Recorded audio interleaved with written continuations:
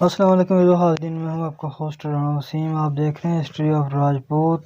تو آج کی ہماری ویڈیو اہاڑیا، یہ قبیلہ گہلوٹ راجپوتوں کی شاخ ہے۔ ابتداً ان کی حکمرانی انند پور میں تھی، وہاں سے آ کر ایک عرصہ تک میواڑ پر حکمران رہے۔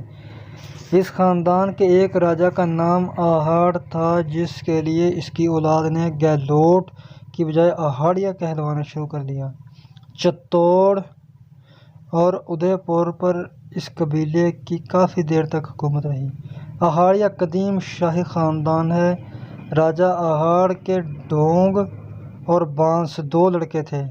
چتوڑ اور میواڑ کے علاقے میں انہوں نے ڈونگ پور اور بانس واڑہ دو شہر آباد کیے۔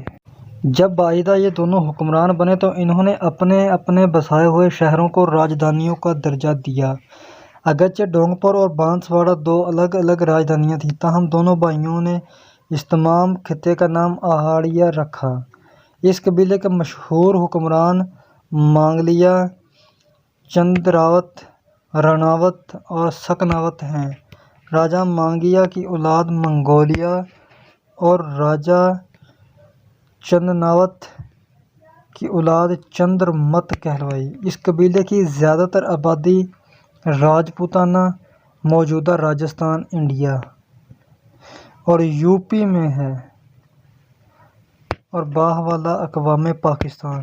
تو یہ تھی ہماری آج کی ویڈیو۔ اگلی ویڈیو تک اجازت دیں۔ السلام علیکم ورحمۃ اللہ۔